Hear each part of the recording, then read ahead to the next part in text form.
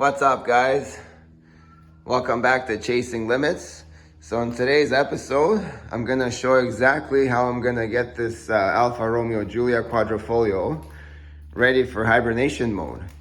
So I'm gonna show you guys some tips, any helpful information if you guys are wondering. So yeah, stay tuned for that. So first thing we're gonna do a little cold start.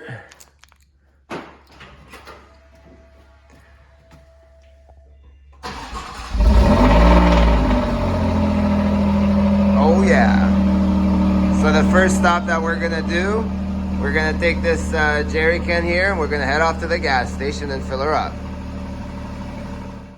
Alright guys, so here we are at Petro Canada. They have the highest octane, 94. So wondering why I bought this jerry can with us. So here's the trick. Instead of filling it up, select the grade. So instead of directly filling up the car, we're gonna fill up a few liters in this. Reason why is because there's only one nozzle for all fuel grades.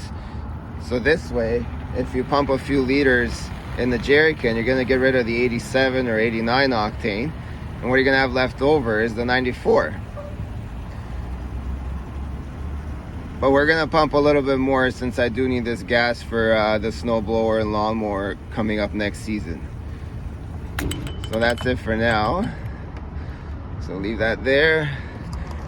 And now we can pump fresh 94 fuel in the Giulia. And that's it. Guys, we paid for the receipt, or we paid for the gas. So yeah, the reason why we top it up all the way is to prevent condensation over the long winter months.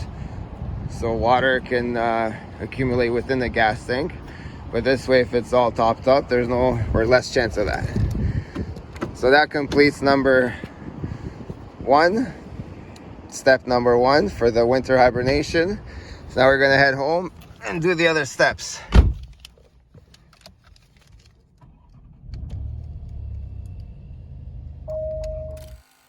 All right, guys, so we made it home. So that completes step one of the process. So now we're gonna attempt step two.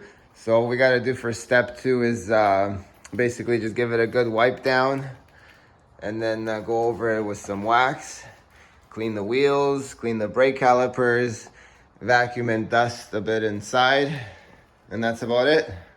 So let's get to that.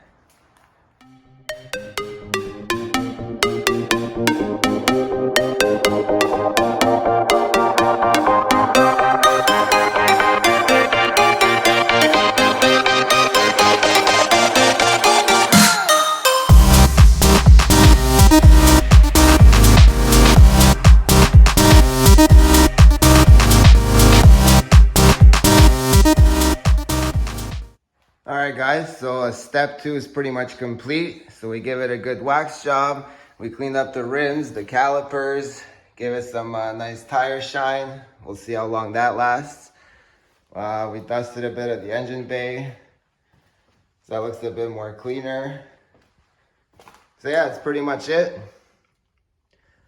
Now one thing to point out, as you guys can see, I put the wiper blades over some paper towels, and the reason for that is just so the wiper blade material, the rubber, doesn't really stick to the windshield over time.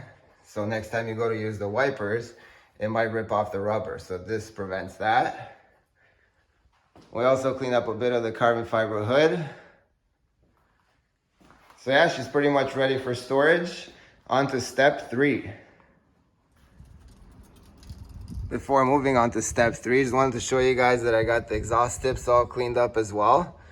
So I noticed a lot of the quad tips over time, they get that carbon buildup, which makes it nearly impossible to clean. But if you clean it regularly, this is how they still look, almost like brand new. And you can see the springs in there too. Nice, just notice that. All right, on to step three. All right, so the next step, step three, is pumping up all the tires with this air compressor here. So we're gonna pump up all the tires to about 46, 47 PSI. And this is just to prevent any flat spots. I know with today's tires, that probably is not gonna happen anyways, but I like to be precautious. So it's a better practice than doing that. So yeah, let's start pumping them up. All right, so I have it connected to the 12-volt supply inside the car with the ignition on. Connected here to the tire. So we're reading 36 PSI. So we're gonna turn it on and stop it around 47 PSI.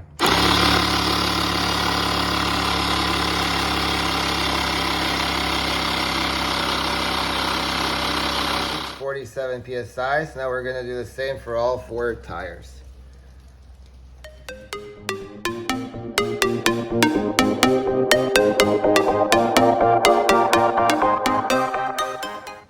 All right, so we pumped up all the tires to roughly 47 PSI. So now she's even more ready for hibernation mode. The next step is coming up. All right, so this is the next step. So we're gonna connect the battery tender. So for that, we're gonna go through the trunk, just the way I have it parked. So we're gonna open this compartment here, get access to the battery, there it is. So we're gonna connect the red to positive and black to negative. I'm sure you guys know how to do that. So yeah, let's get to that and set it up. So this is how I have it connected to the back. There's your positive lead, and your negative lead is in there somewhere in the dark. So now we're ready to plug that in and get the charger going. Now with it connected, we were able to close the trunk fully. And as you can see, I still have some slack here, so it's not pinching the cord. So there's a lot of slack in here for it. And then we're gonna leave the charger here, just underneath the wheel, the rear wheel, and plug it in, and that's it. She's gonna do her thing. All right, so I plugged it in, so as you guys can hear it, it's starting to charge right away. We're charging a slow at 2 amps, so it's gonna take a few hours to bring it up to where it should be. And then it's gonna shut off and just remain in maintaining mode.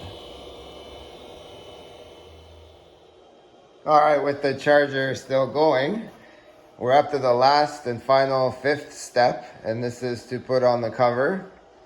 It's not a nice Alfa cover, as you guys can see. I had this cover for a while. It is breathable. It is more for indoor use. So yeah, I just gotta figure out which side is which, front and back, inside out or not, and then throw that on.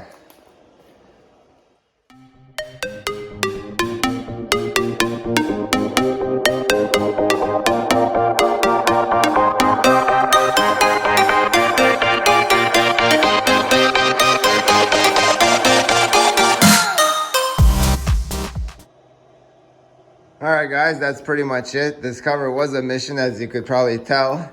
The car was super slippery since it's freshly waxed. So yeah, the cover kept sliding off, but I finally managed to get it on. So yeah, hopefully you guys found this video informative. You can apply this to any car that you guys are wanting to store for the winter months, especially if you live up north, Canada, or the northern states, or anywhere else. So yeah, let me know if you guys have any questions or comments. Leave them down below. Thanks again for watching, and we'll see you next time.